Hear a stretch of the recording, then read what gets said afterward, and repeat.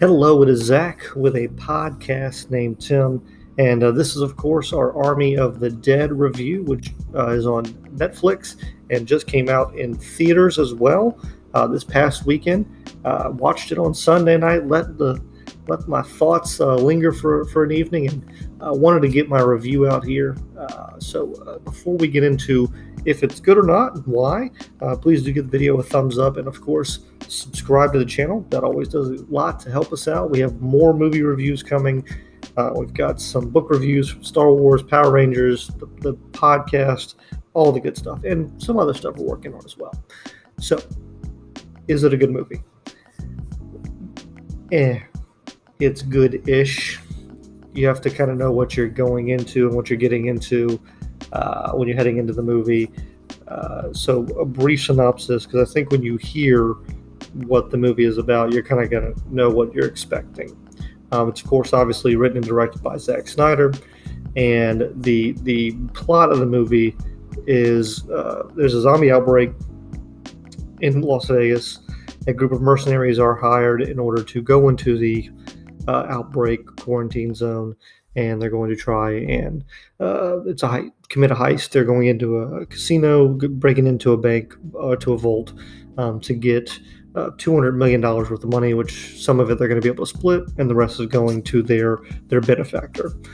So it is a heist movie and a zombie movie, which is a great combination of genres to mash up together, and one that I'd actually like to see more in this mixed genre of, because I think this movie did some things well. There's certainly some issues, but let's get into the first issue. It's really long, 2 hours and 38 minutes. I felt it at times. Zombie movies and heist movies, I'd like to be trimmed down a little bit, but Zack Snyder seems recently to just want to do really, really long movies. Maybe it's because he has so much more creative control. I don't know. But it is a little lengthy, and I don't like lengthy movies. If you're going to put me in there for more than 2 hours, you have to justify every minute. I used to say 3 hours. I'm at the point now where it's like, if it's over 2 hours, you better justify every minute. They could trim some. So it is a little long. But some of the characters were pretty well. Of course, stars Dave Bautista. He's the biggest name that I recognize in the film. And he is kind of your tough guy, but also, heart of gold, big softy as well. Somewhat comic relief. There is a decent amount of comedy in this movie. Some of the melodrama stuff is cliche and kind of over the top, and is probably where you could have done some trimming in order to save some time.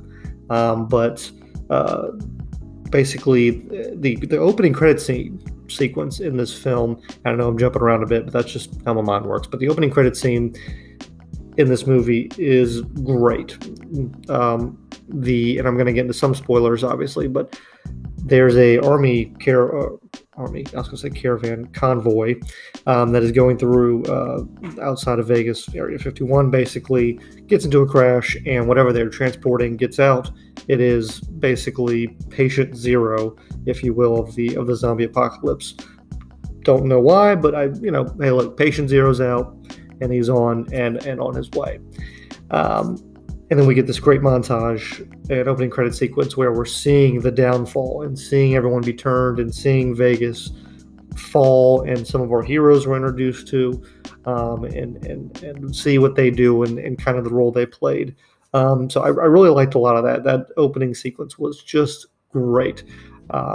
It really got me excited for the movie.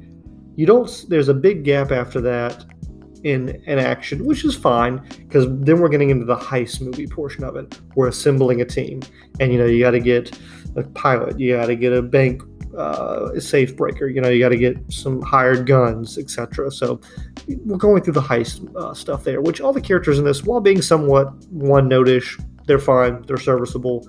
No acting in the movie I felt was bad.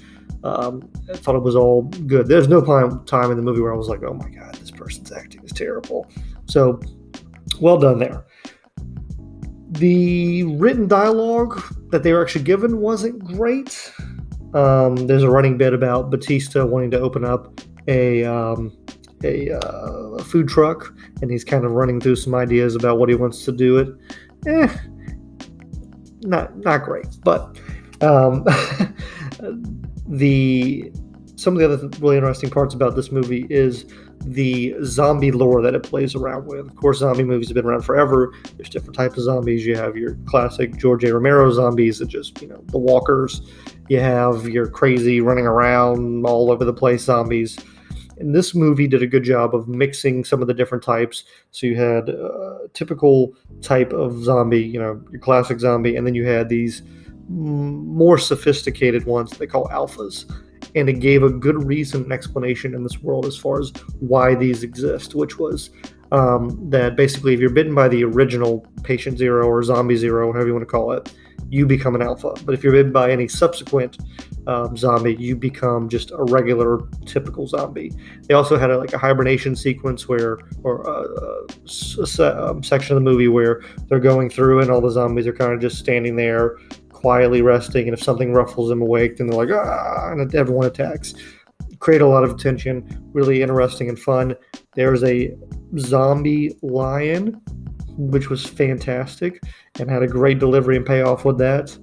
And the hierarchy of it, there's on top of the alphas, there is the main zombie, and he has a queen, and there's a society that's being built around them in this city.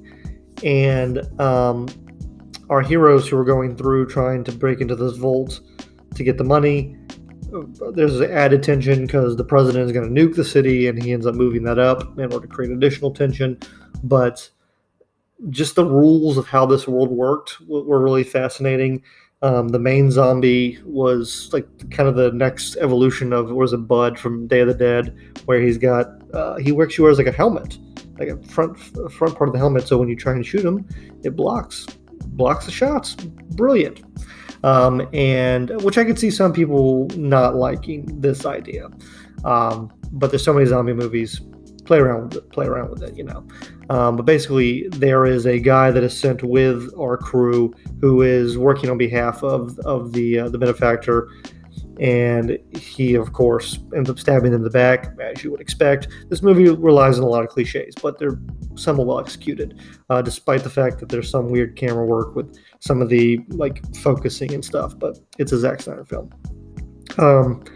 But he ends up stealing the head of the queen. He cuts her head off, and it's still moving around and alive.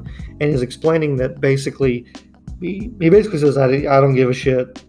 My boss doesn't care about any of the money. All we care about is the zombie head because we want to make basically a zombie army. And so that obviously does not make the king zombie, king, very happy. And so it leads to him being a little frustrated. I went and watched some reviews. I recorded a review yesterday, but I wasn't really happy with it. There were some other things I wanted to talk about that I missed, including the zombie head portion. And so let me go see what some other people had to say while I was trying to get my thoughts together. And there were some flaws in the movie that I had completely missed. It didn't lower the movie, my rating of the movie, because I didn't notice them while I'm watching. But I think in a second or third viewing, I would absolutely pick up on them because they're pretty egregious. And there's some very easy ways that people in the movie could have just ended the movie easily or cut the runtime down, and just some poor writing and forced situations in some areas. And so that was unfortunate, but overall, I think the action of the movie is done well. The heist and zombie blend is done well, and it plays around with the zombie formula in an interesting way. I would like to see a sequel, but I'd like to see something shorter. I should say one last big point. This is, of course, the second zombie movie that I know of that Zack Snyder did. He did 2004's Dawn of the Dead, and which I really enjoyed. Love that movie. In that movie, there is a sequence or a subplot of Mehcad Pfeiffer's character and his wife being pregnant, and they give birth to a zombie baby. And in this movie, there's also the alpha patient zero zombie, and the queen.